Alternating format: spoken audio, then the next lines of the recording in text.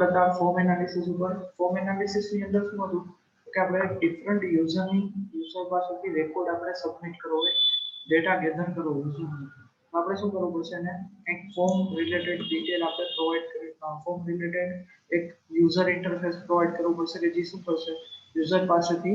એની personal અથવા તો business detail આપણે કલેક્ટ કરી શકીએ ફોર્મ થ્રુ બરાબર બર્થ ડેટ છે ઈમેલ છે કોન્ટેક્ટ નંબર છે કે ઇન ફ્યુચર યુઝ માટે બરાબર એની સ્કૂલ ડિટેલ છે કોલેજ ડિટેલ છે એની જોબ ડિટેલ છે જોબ પ્લેસ છે એ ડિફરન્ટ તમે ફેસબુકમાં તમે બધો ડેટા ફિલ કર્યો જશે બરાબર તો સેમ વે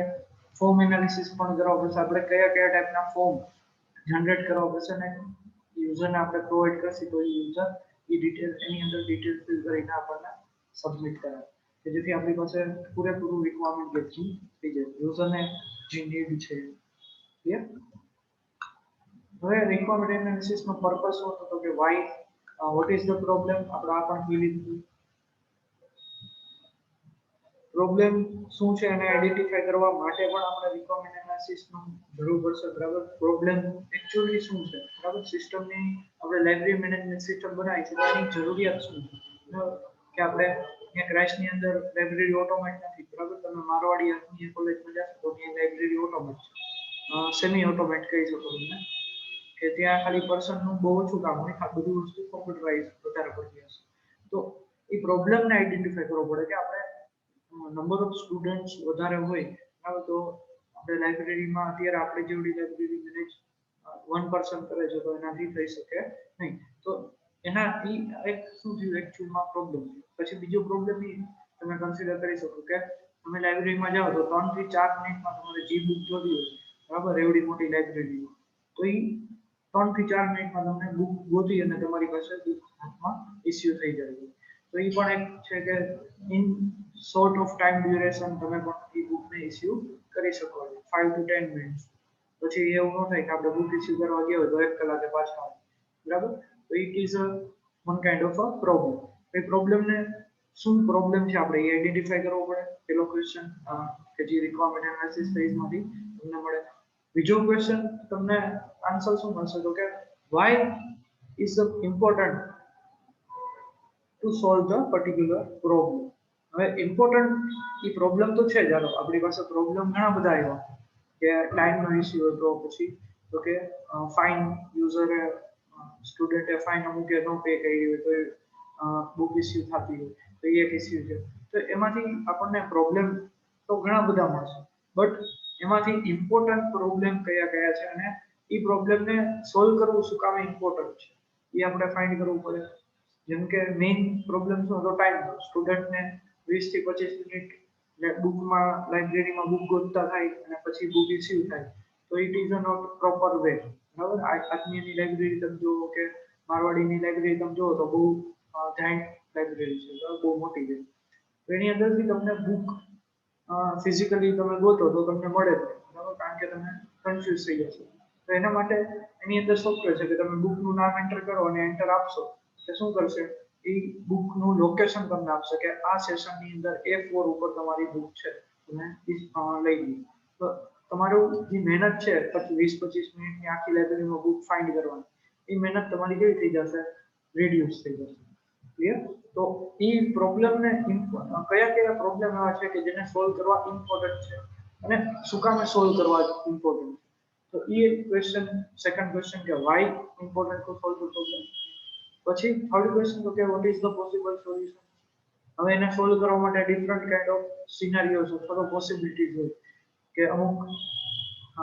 અમુક એક અલ્ગોરિધમથી થતું હોય એમાં 5 મિનિટથી થતું હોય અમુક એક અલ્ગોરિધમથી થતું હોય એમાં 10 મિનિટથી થતું હોય બટ 10 મિનિટ વાળું અલ્ગોરિધમ છે એમાં એકારે તમને 5 થી 6 ટાસ્ક તમારા કમ્પ્લીટ થઈ જતો આપણે કેનો યુઝ કરશું 10 મિનિટ વાળો અલ્ગોરિધમ સમજો કે પોસિબલ સોલ્યુશન્સ તમે વિચારો તો આ 3 રસ્તા છે 3 માંથી કયો રસ્તો નજીક થશે બરાબર આપણે એવું જ વિચારીએ કે અહીં આપણે બહાર જવું હોય તો સેમ વે આપણી પાસે એક પ્રોબ્લેમ છે હવે એની સોલ્વ કરવા માટે આપણી પાસે 3 થી 4 રસ્તા છે હવે 4 રસ્તામાંથી કયો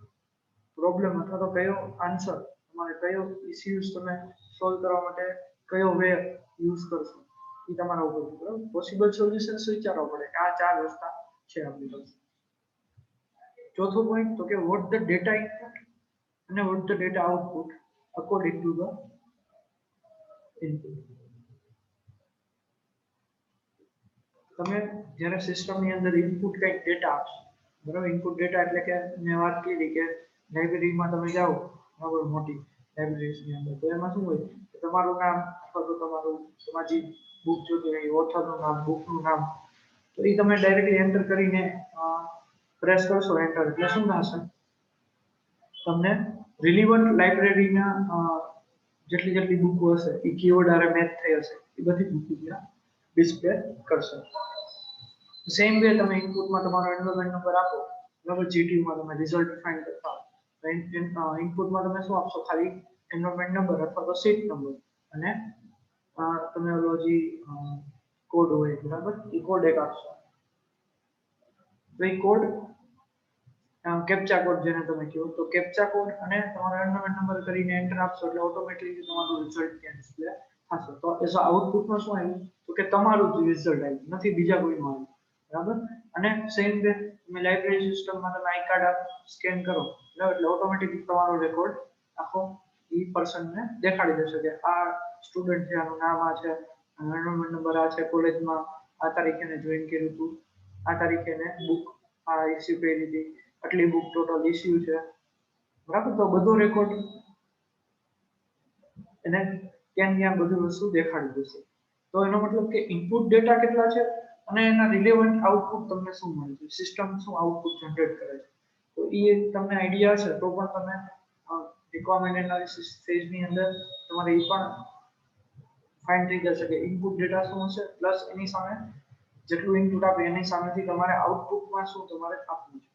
બરાબર. પાંચમો ક્વેશ્ચન એ કે what are the complexity while the solving the problem. એનો મતલબ કે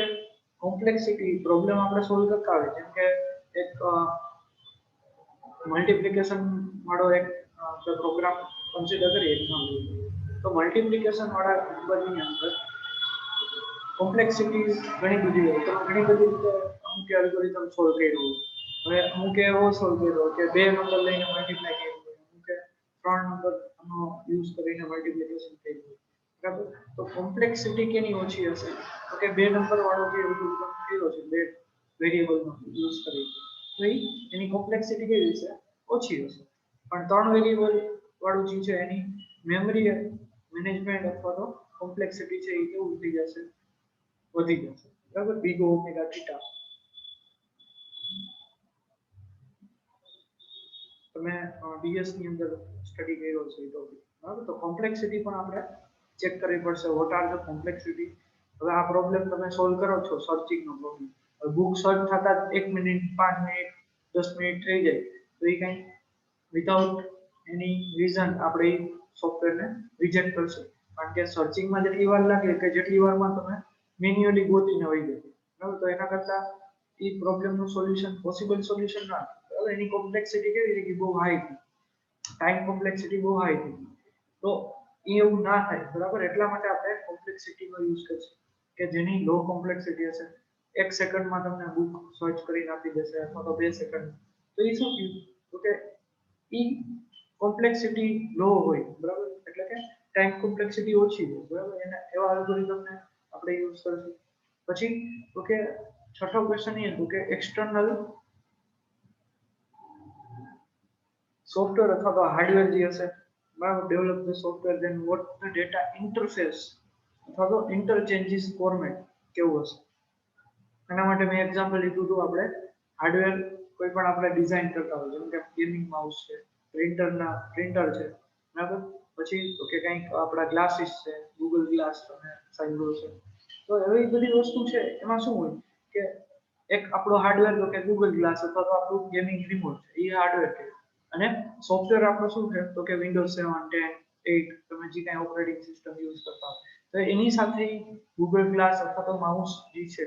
અથવા તો ગેમ જે તમે ડાઉનલોડ કરી છે એ એક સિસ્ટમ સોફ્ટવેર છે. તો એ ગેમ તમે એ નોર્મલ સોફ્ટવેર છે, તો એ સોફ્ટવેરની હારે આપણું જે માઉસ છે, બરાબર, અથવા તો આપણું જે રિમોટ છે જે તમે ડિઝાઇન કર્યું છે, એ બંને વચ્ચે કોમ્યુનિકેશન પ્રોપર વેમાં થવું જોઈએ. એટલે કે ઇન્ટરચેન્જીસ ફોર્મેટ આપણે ડિસાઇડ કરવું પડશે કે એ બેમાંથી કઈ રીતે ડેટા ઇન્ટરચેન્જ થશે વાયા બ્લૂટૂથ થી, વાયા વાઈફાઈ થી, વાયા કેબલ યુએસબી કેબલ થી, વાયા ટાઈપ સી કેબલ થી. તો એવા ઘણા બધા ઇન્ટરફેસ છે, બરાબર. જેમ કે આપણું ઓડિયો માટે તમે અત્યારે કંઈ હેન્ડ ફ્રી અથવા તો તમે કંઈ ડિવાઇસ કનેક્ટ કરશો, બરાબર. એ જ રીતે વાઈફાઈ વાળા સ્પીકર કનેક્ટ કરો, તો એ બંને વચ્ચે ડેટા કોમ્યુનિકેશન કયા ફોર્મેટમાં હશે, ડેટા ઇન્ટરચેન્જ કઈ રીતે થશે, તો એ પણ આપણે ડિસાઇડ કરવું પડશે. જો તમારે એ ટાઈપનો હાર્ડવેર રિલેટેડ સોફ્ટવેર બનાવવો, હાર્ડવેર રિલેટેડ તમારે કંઈ પ્રોજેક્ટ હોય, બરાબર, અને એના રિલેટેડ તમે સોફ્ટવેર બનાવો, સિસ્ટમ સોફ્ટવેર જેને કહીએ આપણે, જેમ કે ડિવાઇસ ડ્રાઈવર્સ, બરાબર, પ્રિન્ટરના ડ્રાઈવર હોય, માઉસના ડ્રાઈવર હોય, પછી આ હેન્ડ ફ્રી એવા બધા ઓડિયો હાઈ ઓડિયો તમે કનેક્ટ કરો એના ડ્રાઈવર હોય, બરાબર. પછી ગેમિંગ રિમોટના પણ ડ્રાઈવર હોય. તો ડિફરન્ટ હાર્ડવેર બહારથી જ તમે કનેક્ટ કરો, એ બધા માટે હાર્ડવેર તમારે ડિઝાઇન કરાવવું પડે. તો એ હાર્ડવેર બનાવવા માટે એના માટે સિસ્ટમ સોફ્ટવેર બનાવવા માટે તમારે જે રિક્વાયરમેન્ટ એનાલિસિસની જરૂર પડે એ આ છે, એના માટે રિક્વાયરમેન્ટ એનાલિસિસ કરવું પડે. તો આ 6 ક્વેશ્ચન છે કે જેનો તમે આન્સર ફાઇન્ડ કરી દો તો રિક્વાયરમેન્ટ એનાલિસિસનો પર્પસ ખબર પડી જાય, એટલે કે તમારું રિક્વાયરમેન્ટ એનાલિસિસ સક્સેસફુલી ડન થઈ ગયું. હવે કેરેક્ટરિસ્ટિક ઓફ ગુડ એસઆરએસ પણ આપણે જોયું, કરેક્ટ, કમ્પ્લીટ, કન્સિસ્ટન્ટ, અનએમ્બિગ્યુઅસ. પછી ઇમ્પોર્ટન્ટ રિક્વાયરમેન્ટ રેન્કિંગ, એટલે કે જે રિક્વાયરમેન્ટ ઇમ્પોર્ટન્ટ હોય એને આપણે હાઈ પ્રાયોરિટી આપવાની, બરાબર. પહેલા એ પૂરી કરવાની, પછી બીજી બધી કમ્પ્લીટ કરવાની. પછી બીજા 3 જે સાથે યાદ રહી ગયા કે હતા વેરીફાયેબલ, મોડિફાયેબલ અને ટ્રેસેબલ. એટલે કે વેરીફાયેબલ નો મતલબ કે ઇઝીલી વેરીફાઈ થવા જોઈએ યુઝરની કઈ રિક્વાયરમેન્ટ હતી, એટલે અહીંયા બોલ્ડમાં આપ્યું છે કે મીટ્સ ધ રિક્વાયરમેન્ટ, એટલે કે યુઝરની જે રિક્વાયરમેન્ટ હતી એ જ આપણે કમ્પ્લીટ કરી છે કે નહીં, એટલે કે વેરીફાઈ આપણે કરવી પડશે, બરાબર. કે યુઝર એમ કે આ વસ્તુ મારે જોતી હતી, તો એ વસ્તુ આપણા સોફ્ટવેરમાં ઇમ્પ્લિમેન્ટ થઈ ગઈ છે કે નહીં, ડન, યસ ઓર નો, બરાબર. તો એ વેરીફાયેબલ કેવું હોય છે, ઇઝીલી હશે, ઇઝી ફોર્મેટમાં છે. પછી મોડિફાયેબલ, તો કે ચેન્જીસ જે છે એ ઇઝીલી, કમ્પ્લીટલી અને કન્સિસ્ટન્ટલી ચેન્જીસ થવા જોઈએ, મોડિફાયેબલ એટલે કે તો તમે કહી શકો કે મારો સોફ્ટવેર મોડિફાયેબલ છે, મારો એસઆરએસ જે ડોક્યુમેન્ટ છે એ મોડિફાયેબલ છે. ટ્રેસેબલ નો મતલબ કે આપણે વાત થઈ હતી કે યુનિક આઈડેન્ટિટી હોવી જોઈએ, એક એરરની અથવા તો એક ટાસ્કની, બરાબર. આપણે ટાસ્ક એનાલિસિસ કર્યા તો ડિફરન્ટ ટાસ્ક હોય, ડિફરન્ટ મોડ્યુલ્સ હોય, એ બધાને શું હશે, યુનિક નંબર આપેલો હોય કે આ નંબર ઉપર આ વસ્તુ છે, તો તમારે ઇઝીલી તમે ટ્રેક કરી શકો. ક્લિયર. રિક્વાયરમેન્ટ, યુઝરની રિક્વાયરમેન્ટ હોય એનો પણ યુનિક નંબર હશે કે જેથી તમે ઇઝીલી આ રિક્વાયરમેન્ટમાં પ્રોબ્લેમ છે એવું તમે એઝ અ ડેવલપર ટીમને કહી શકો કે રિક્વાયરમેન્ટ નંબર 1115, હવે એમાં તમારે યુઝરને એરર આવે છે, તો એ ઇઝીલી ટ્રેસેબલ થયું. હવે ડાયરેક્ટ કંટ્રોલ F કરીને 1115 એન્ટર કરશે એટલે એ રિક્વાયરમેન્ટ એની સામે જે કંઈ રિક્વાયરમેન્ટ હશે એ જ રિક્વાયરમેન્ટ સોલ્વ થશે, બરાબર. એના ઉપર જ એરર ફિક્સિંગ થશે. પછી સ્ટ્રક્ચરનો મતલબ કે આ બધી વસ્તુ છે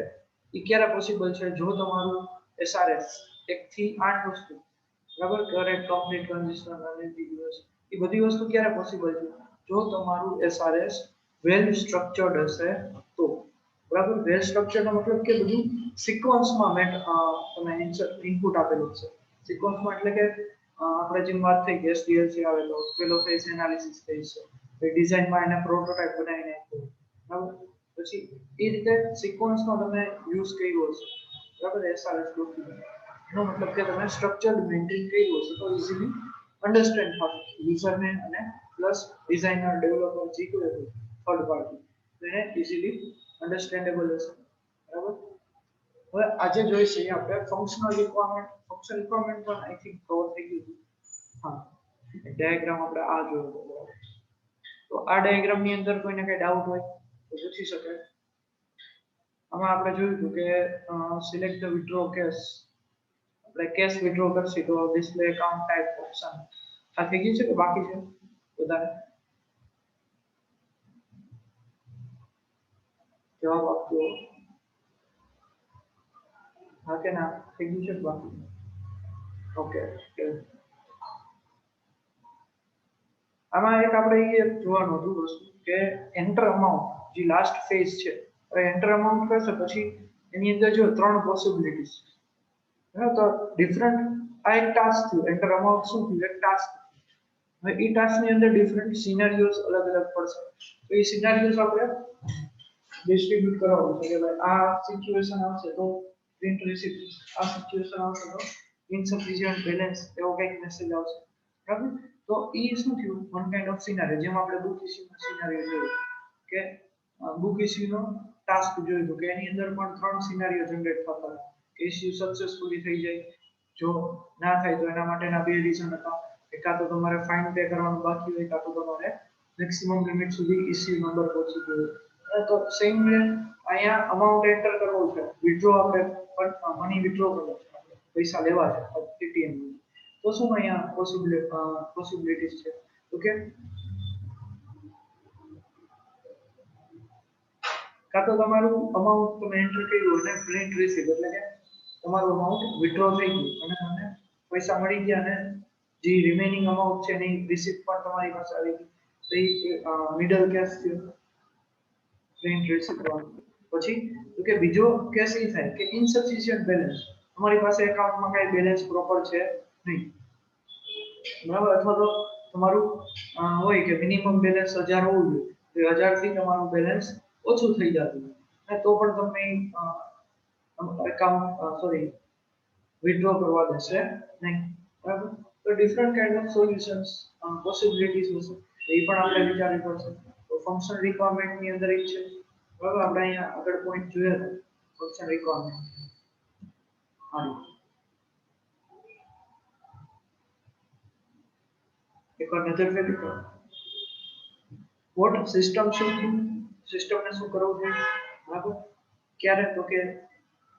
જ્યારે ફંક્શન રિક્વાયરમેન્ટ આપણે એનાલાઇઝ કરતા હોય ત્યારે સિસ્ટમમાં આપણે શું કરવું જોઈએ, તો સિસ્ટમ શું કરશે એ આપણે પહેલો ક્વેશ્ચન છે. Describe the particular behaviour of the function of system. એનો મતલબ કે એ પર્ટિક્યુલર ફંક્શન આપણે બનાવશું તો એનું બિહેવિયર કેવું છે. For example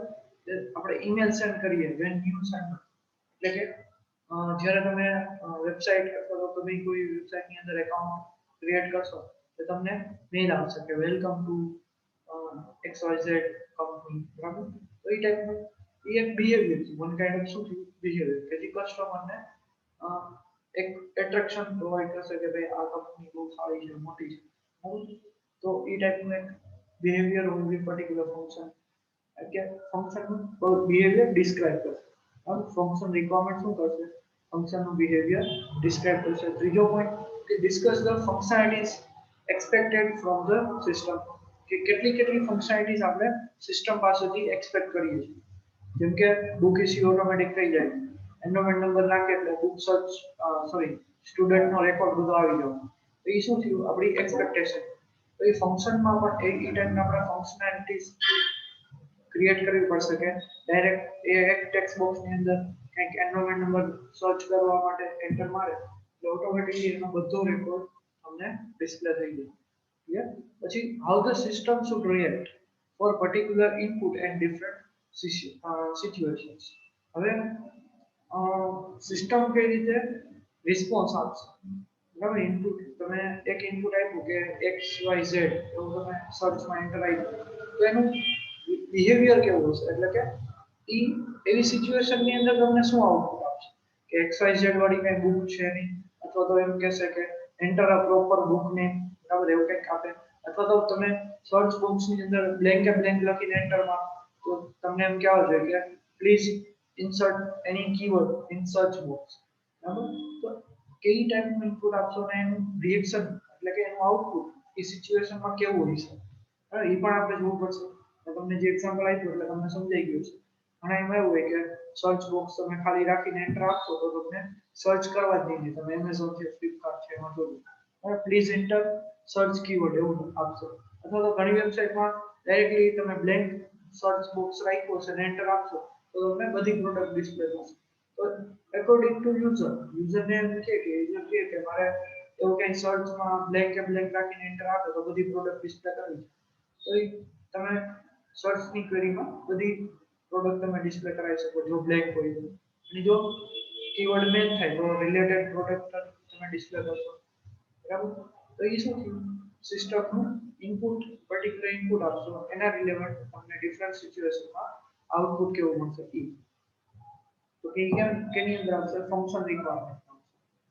it is also state for the different situation આપણે સ્ટેટ ચાર્ટ ડાયાગ્રામ બનાવવાનો ખાસ આપણે આગળ જતા શીખશું તો each and every situation માટે ડિફરન્ટ સ્ટેટ મેન્ટેન કરવા પડે કે આવી સિચ્યુએશન આવે તો આ સ્ટેટમાં જશે આ સિચ્યુએશન આવશે તો આ સ્ટેટની અંદર આ જશે બરાબર તો different state for particular situations perform a set of high level function એટલે કે હાઈ લેવલ ફંક્શન હોય એને આપણે સોલ્વ કરવાનું બરાબર પરફોર્મ કરવાનું અને can get us on meaningful pieces of work done using the high level function એટલે કે એક આઉટપુટ પ્રોપર આઉટપુટ મળવું જોઈએ હાઈ લેવલ ફંક્શન હોય બરાબર તો તમને એવું ન થાય કે તમને એક થી વધારે આઉટપુટ આપે બરાબર એવું ન થાય કે આજે તમે બુક સર્ચ કરી તો સેમ નેમની બે બુક તમને સેમ જ બુક તમને બે વાર ડિસ્પ્લે થાય એવું ન થવું બુક એક જ હોય છે અને એક જ વાર ડિસ્પ્લે થાય બરાબર તો ઇટ ઇઝ અ મીનિંગફુલ બરાબર એટલે કે મીનિંગફુલ પીસ ઓફ ડેટા અથવા પીસ ઓફ વર્ક તમને આપવું જોઈએ આઉટપુટની અંદર હાઈ લેવલ ફંક્શન એક્ઝિક્યુટ થયા પછી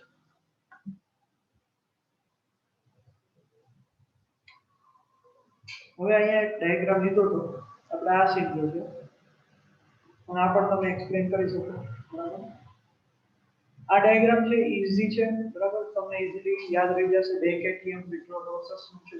કે જેમાં બધી સિચ્યુએશન્સ છે પર્ટિક્યુલર ઇનપુટ શું છે અને એને સ્ટેટ શું છે તો આ રાઉન્ડમાં છે એ શું છે કાઇન્ડ ઓફ સ્ટેટ કે તમે ઇનપુટ આપશો પછી કયા સ્ટેટમાં આવી શકે બરાબર હવે આવશે નોન ફંક્શન રિક્વાયરમેન્ટ એના માટે આપણી પાસે 5 જ મિનિટ છે તો નોન ફંક્શન રિક્વાયરમેન્ટ એકવાર કવર કરી દઈએ નોન ફંક્શન રિક્વાયરમેન્ટ નો મતલબ શું થાય કે જે રિક્વાયરમેન્ટ એકચ્યુઅલમાં ફંક્શનાલિટીઝ ની અંદર ન આવે બરાબર તમારે એક્સ્ટ્રા તમારે યુઝરને આપવી પડે જેમ કે તમે હા બેંકમાંથી પૈસા ડિડક્ટ કરો કે તમે જમા કરો બરાબર વિથડ્રો કરો અથવા તો તમે સ્ટોર કરો કઈ રૂપીસ આપણે જમા કરશું તો ત્યારે શું થશે તમારું મોબાઈલમાં મેસેજ આવી જશે બરાબર તો એ શું થયું one kind of non function requirement A function requirement નથી બરાબર પછી જેમ કે તમારી રિસિપ્ટની પ્રિન્ટ આવશે તમારું મની ડિડક્ટ થઈ જશે તો પ્રિન્ટ રિસિપ્ટ તો એ રિસિપ્ટ જે નીકળશે એ પણ એક one kind of non function requirement money deduct થઈ ગયા બરાબર બટ જે રિસિપ્ટ આવશે એ as a non function requirement તો નોન ફંક્શન રિક્વાયરમેન્ટ શું છે કે ફંક્શન રિક્વાયરમેન્ટ તમે ફોલો કરશો અથવા તો કમ્પ્લીટ કરશો એનો એક પાર્ટ છે કે જેથી યુઝરને ઇઝીલી અન્ડરસ્ટેન્ડ થાય સિસ્ટમ બરાબર તમારું મેસેજ આવે ત્યારે આટલું કટ થઈ ગયું તો તમને ઇઝીલી યુ કેન જસ્ટિફાઈ કે તમારે આ શું થયું છે બરાબર તો કઈ ફ્રોડ થતો હોય કે એ રીતનો પ્રોબ્લેમ થતો હોય તો યુઝર ઇઝીલી કમ્પ્લેન કરી શકે અથવા તો એનું એકાઉન્ટ બ્લોક કરી શકે ક્લિયર ડેબિટ કાર્ડ ક્લોઝ કરાવી શકે બંધ કરાવી શકે તો એ one kind of non function requirement પણ એટલી જ જરૂરી છે જેટલી ફંક્શન રિક્વાયરમેન્ટ બરાબર તો same way for example maintainability of the system portability of the system usability of the system maximum number of current user of the system speed અથવા તો efficiency of the system આ બધી વસ્તુ કેમાં તમે consider કરી શકો as a non functional requirement clear હવે આ બધી ફંક્શનાલિટી હવે આપણે લેપટોપ લેવા જાય તો આપણે મેઇન ફંક્શનાલિટી કઈ હોય કે આપણું જે કંઈ સોફ્ટવેર છે એ બધા પરફેક્ટલી રન થવા જોઈએ સેમ વે આપણે કંઈ પણ સોફ્ટવેર બનાવીએ એની અંદર પણ આપણું ટાસ્ક કમ્પ્લીટ થઈ જાય મની વિડ્રો થઈ જશે એમાં કંઈ ઇશ્યુઝ નહીં આવે બટ મેન્ટેનેબિલિટી એટલે કે મેન્ટેન ઇઝીલી થવું જોઈએ પોર્ટેબલ હોવું જોઈએ આપણે બીજી એટીએમમાં સેમ એટીએમ તમે જે કાંઈ સોફ્ટવેર બનાવ્યું તે બીજા એટીએમ બીજી બેંકના એટીએમમાં વર્ક કરવો જોઈએ યુઝેબિલિટી ઓફ ધ સિસ્ટમ બરાબર પછી maximum number of current use કે એક સાથે સિસ્ટમની અંદર આપણે ફ્લેશ સેલ આવતો એમેઝોનમાં ફ્લિપકાર્ટમાં બધાને આઈડિયા હશે કે એ ફ્લેશ સેલની અંદર લાખો કરોડો લોકો એક સાથે એ પ્રોડક્ટ પરચેસ કરતા હોય હવે એ એક પ્રોડક્ટ પરચેસ કરે તો એ શું હોય કે એ પોસિબલ છે કે ક્યારેક સિસ્ટમ હેંગ થઈ જાય, સર્વર હેંગ થઈ જાય, કે એટલી બધી એક સાથે યુઝર રિક્વેસ્ટ કરશે કે બાય ઉપર ક્લિક કરશે એક જ સેકન્ડની અંદર, તો શું થશે, તમારું સિસ્ટમ છે, તમારું સર્વર છે એ કેવું થઈ જશે, હેંગ થઈ જશે, તો પ્રોપરલી આઉટપુટ આપી શકે નહીં, અથવા તો એકારે બે ત્રણ જણાના ઓર્ડર હોય જશે, બરાબર. તો ઈ નો થાય, બરાબર. Maximum number of current user તમારે વધારવા પડે, એ સિસ્ટમની એફિશિયન્સી વધારવી પડે, આઉટપુટ બાય ઇનપુટનો રેશિયો થ્રુપુટ તમારે ઇન્ક્રીઝ કરવું પડે, તો એનો મતલબ કે એફિશિયન્સી તમારી ઇન્ક્રીઝ કરવી પડે. તો આ બધી સિસ્ટમની રિક્વાયરમેન્ટ થઈ ગઈ છે નોન ફંક્શનલ રિક્વાયરમેન્ટ, પોર્ટેબિલિટી, મેન્ટેબિલિટી, યુઝેબિલિટી, તો આ બધી વસ્તુ એના એટલે કે નોન ફંક્શનલ રિક્વાયરમેન્ટ તમે કન્સિડર કરી શકો.